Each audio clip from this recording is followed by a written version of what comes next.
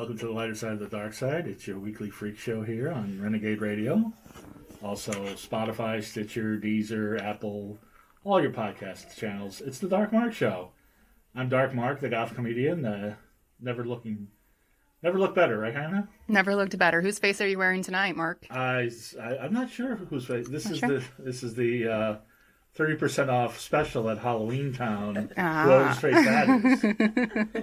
But yeah, this was Hannah's idea to make me look as repulsive as possible in front of beautiful. I'm here in the studio with three beautiful women and Pete, who ain't too shabby himself, and I look like this. Yes, I'm Dark Mark, the goth comedian. It's the Dark Mark Show. I'm going to swing this around and show you how to properly mix horror and beauty. Well, first off, X has popped by. She's been on the show before. Hi. I got to take this off. I'm sweating crazy.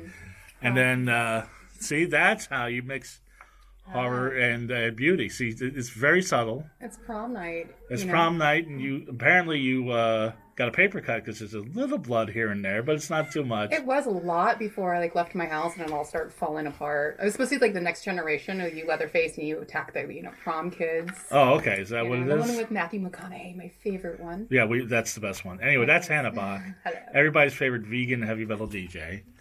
And it's the most wonderful time of the year. Halloween. Yes, it is. So, how's Grandpa? Grandpa's good. He Everybody liked our wants to outfits. Her and I have never went to prom, so this is actually our prom night. Yeah. Oh, okay. Yeah. You guys were the rebels. You're like, I'm too cool to go to prom. Yeah. Party. One of those things. Anyway, we've got one guest that was on before. Two people that I've been trying to get on the show for years. Cleve Hall, who will be here momentarily. You've never met him. I don't know how you missed him. I've probably seen him out and about, Bar Sinister, possibly. I would imagine, yeah. But he's coming. But also, somebody I've been trying to get for years and years because she's so funny and she's got so much going on. And she's just, I dig hanging out with her. And for some reason, she looks a little nervous. I've never seen this before. That's IrinaXara right there. Hi. There's no reason to be nervous. We're just chilling. We're going to shoot the shit. I'm super excited to be here. And Yeah. my Halloween costume is somebody who rolled out of bed a few hours ago. I thought you were going for Liza Minnelli. I didn't know what was going on here with the hair. Sure. Is that what it was? Go with that. Okay. We can go with that. No, I'm trying to think when. I know exactly. We're going to tell a story when I met you because it's a good one. But I think I remember that story too. it's very memorable. Goth clubs pop up in the strangest places. Right. But before we talk about that, and like I say, Cleve Hall, Monster Man. He's done everything from Pee Wee's Big Adventure to Jay and Silent Bob's reboots. He's going to be here. And so we talked about that on the last show. You should start listening to shows that you're not on. They're good. I know. Once in a while, they're good. Anyway, so Once in a while. Before we get started, we have our sponsors, Audible, audibletrial.com/DMS. Once again, go to audibletrial.com/DMS. You get a free book and 2 Audible originals. You can get Alien 3, not the crappy movie, but they have Alien 3. William Gibson wrote a script. They never used it. They got Lance Henriksen, Michael Biehn, and a whole star cast to act it out. Wow. That's for free. And a book. And another Audible original. Bob Newhart interviewing other comics. John Lithgow doing a one-man show. You could, whatever you want. They have Kate McKinnon does a Twisted Fairy Tale. It's great. I like Twisted Fairy Tales. Yes, and I like Kate McKinnon, so that works out fine. So go to Audible Trial. Now my hair's in my face. Hannah wants me with long hair. See, she wants everybody with long hair. Is what it is. So, anyway, audibletrial.com/DMS. Probably there's books how to grow your hair, so you might want to check that out. And Hannah, tell us about our other sponsor real quick, since you haven't eaten in like 5 days. Doomy's home cooking. When was the last time you ate, Hannah? Seriously. Literally, Yesterday. Oh, okay, good, because every now and then you skip a few days. I do every now and then. And with no reason to do so. You should eat every day. So, Doomy's home cooking, great. When you're hungry now, you're thinking about Doomy's home cooking. Always. We just went there last weekend. I know. We got the cake. Didn't even invite me. Jalapeno poppers. Well, we were it was drunk on cheese last minute. Irene, have you ever been to Doomy's? Yeah, definitely. Oh, yeah? Yeah. Are you vegan? I didn't even know. I'm vegetarian, but I am a big connoisseur of vegan restaurants because we have so many wonderful ones in LA. Yes. So yeah, I've definitely been there quite a few times. The fun fries, Yes. Western burger. jalapeno poppers. What would you get? Western burger. Western bacon cheeseburger. Yes. Yeah, then we got the carrot cake, and then we tried the chicken drumsticks. Oh, They were so good. Oh yeah, with Really the good. stick and the Yeah. drumstick. So Yeah, we did. they sponsor our show. That's 1253 Vine Street, right on the corner of Fountain and Vine. If you're in Hollywood, if you're not in Hollywood and you're in Culver City, go to the Culver City location. They have brunch. They came out with a seafood plate. They got all sorts of stuff happening there. They have a special Halloween burrito. Oh, now you tell me what's in Yeah. that? It's like they fry it, and there's a bunch of like special spooky sauces on it. Okay. Yeah, just check out like their Instagram. All right. And also there's a Doobie's Home Cooking in Toronto, Canada. So. And there's Express in Terrace City. Oh, okay. I didn't know there was Express now. Phil's always full of surprises. Yes, he is. Now I met Irina, as I'm sure you've been researching. It's all sorts of things going on with her. She's a dancer. She's a dancer, but she's a mime. She's a comedian. She's a clown. She's a tarot card reader. She's a small business. She does all sorts of things. But I met this woman. There was a goth club at a Indian restaurant in Hollywood one night. Yes. That's a surprise. I don't know how it was, and it was one of these things where I just saw, you know what? There's a goth club in an Indian restaurant. I have to check this out. Right. So I got there, and I was Right. when I've never seen it before or since. Gotta go. Depressing curry. It's really it's one of those things. And I said, I met Irene and her partner in crime and BFF. Although you guys will probably be BFFs. She becomes BFFs with everybody on the show. Carla Usagi, Yes. and who's the reason that you're on the show this week. Because for some reason you, after I asked you like 5 times, you're like, okay, now I want to be on the show. So I met the two of you when we were in trance, and we just talked about all sorts of things. We were just laughing all night. Yes. Carla is a wonderful inspiration to me. She's basically a satirist. I would call her a satirist, which is Right. really kind of a lost art these days, but she draws amazing web comics, and she in some ways she kind of does what you do. Like she really pokes fun at a lot of like the stereotypical people in the goth scene. Right. And then, you know, in a very compassionate way, but very much this year, like the gloves came off with a lot of that stuff. And I told her Savage Carla is best Carla. Yes. So, Well, you've been known to be savage yourself. When you get the two of you, you're the savage one, really. Oh yeah. Especially now. I mean, we're all getting a little older, so there's a Yeah. new crop of baby goths coming up. Yeah, I think we've mellowed out a little bit, but at the same time, it's like, wait, okay, before I do this, can I cuss on this show? You can cuss all you want, please. Yes, Please. okay. We encourage No, but- profanity. Yeah, but no, I mean, yeah, you're right about that, but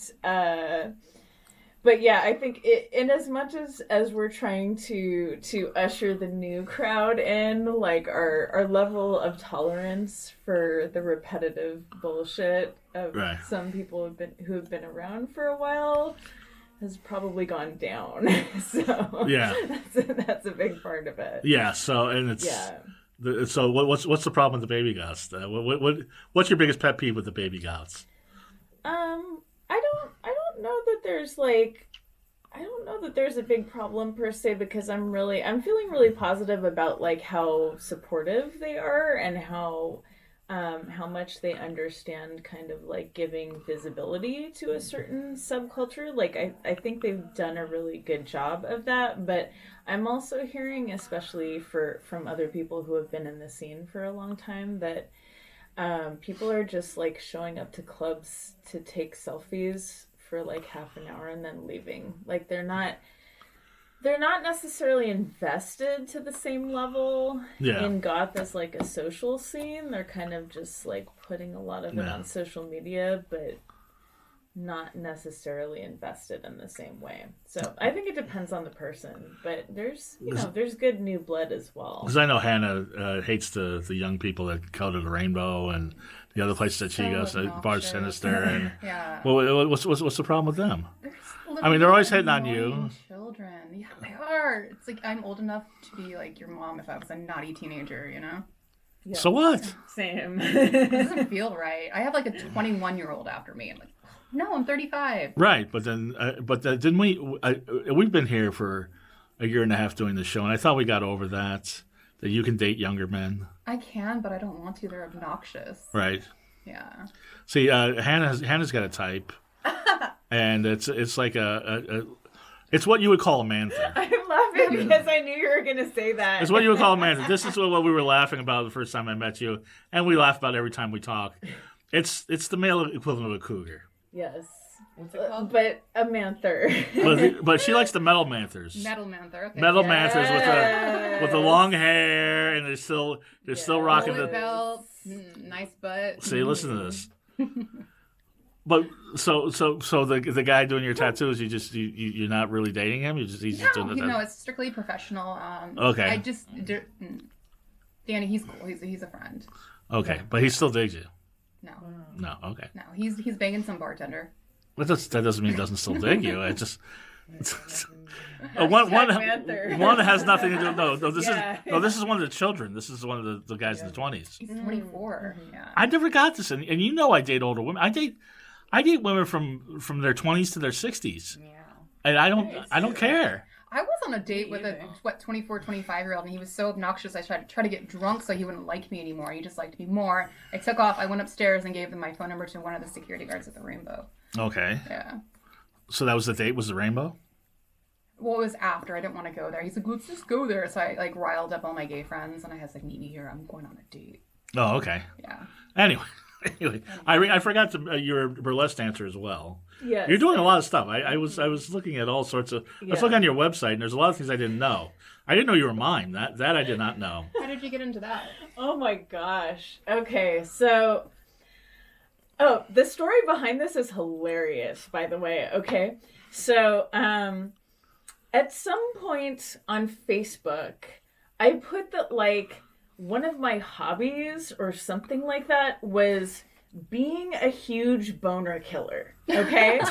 So, at some point, I think it was like last year, Facebook had this, like, thing pop up on my screen that said, Irina, would you like to make huge boner killer your business? And like wanted to know if I wanted to start a business page for being a huge boner killer. So If anybody could. so I was like, okay, yeah. And then like I made like a ha ha ha Facebook post about it to a bunch of my friends, and my friends were like, yes, clearly, fuck yes, please do this. So I did.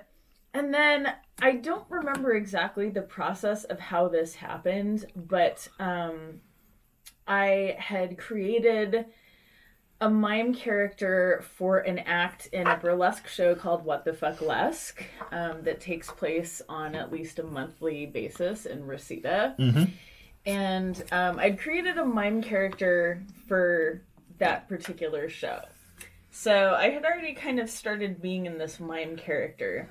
Eventually, at some point, I changed the spelling of that Facebook business page from Huge Boner Killer to Huge Boner Killer. Mm-hmm. And then that became the name of my mime character. Now what does mime burlesque consist of? Now, what is... Well, okay, so first of all, I personally, for this particular show, I didn't strip. I did an act with a hula hoop. Okay. That was just kind of like a mime in the mime character. Yeah. But there were stripping mimes in this show. So I was going to say, walking in the wind, but your clothes fall off. You just kind of have to like see it to understand it. I guess so. Excuse me. Because you have several characters, not just... Yes. But this one particular performer... named Veronica Voss, she did a mime striptease, and I can't remember whether it was just like a straight up striptease or a reverse striptease, but all of the clothing removal was mimed, so that was incredibly hilarious. There's I have another friend, Melly Belly. She she basically just stripped as a mime character. I thought you were the only mime burlesque dancer. Now there's a whole slew of them. No, somebody else in the show stripped out of a fully rhinestoned jumpsuit in the character of Ronald McDonald. And me and my partner were just sitting there laughing our asses off. Like, this is the most amazing thing we've ever seen. We just thought it was really funny. Yeah. Yeah, so